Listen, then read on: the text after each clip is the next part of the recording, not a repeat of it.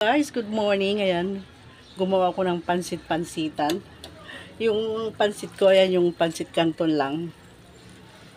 Ginisa ko lang siya sa konting manok, konting pansit. Ayan. Ginalang.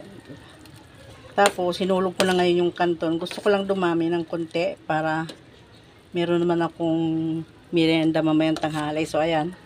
Dinagdagan ko na po siya ng tubig para meron na akong almusal, meron pang merienda mamaya. Ang lalaki ng hiba ng manok. Nahulog ko na yung canton pa ulit na dinagdag ko. Oh.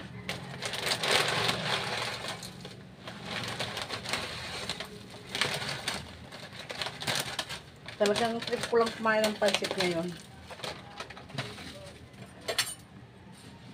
Karating ko rin halos galing sa pag-walking.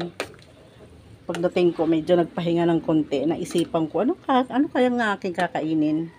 Kasi naisipan ko na, may nakita akong pansit sa labas, pero di ko gusto yung kulay. Unang-una, baka mamaya, kung anong mantika lang yung ginagamit. Para bang, yung mga double na mantika na ayaw ko ng ganon. Ay, ako kasi, yung ginagamit ko po yung olive oil ko. Kakapiraso na nga lang yung olive oil ko sa aking pansit. Yan. Kukunti na lang. Kaya, yan po yung olive oil ko sa pagluluto ko ng pansit. O kaya kahit ano. Kaya nagsarili akong magluto ng sarili kong luto ng pansit canton. So, yan. Dumami na siya, diba? Isang pansit canton lang yan. Dinagdagan ko siya ng kunting repolyo. Ginisa sa kunting manok. So, yan na po ang aking pansit canton.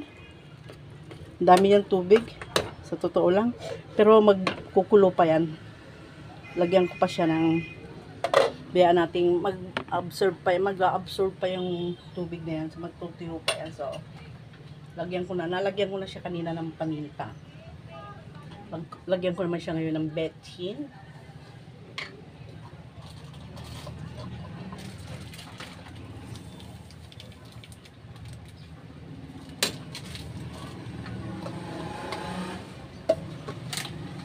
Aking mga kalat dito.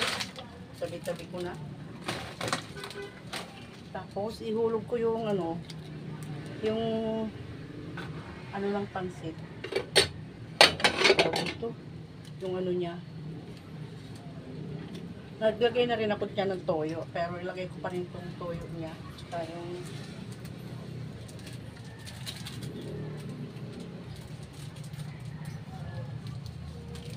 wow, parang maanghang yata yun. Bahala na.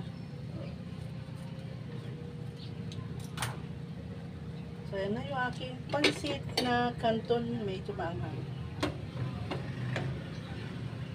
Huwag naman sana sobrang maanghang kasi kung sobrang maanghang di ko kaya.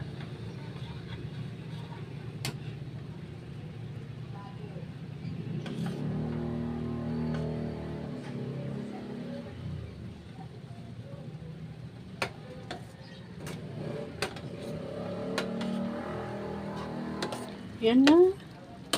Almost finished. Patutuyin ko na lang siya ng konti.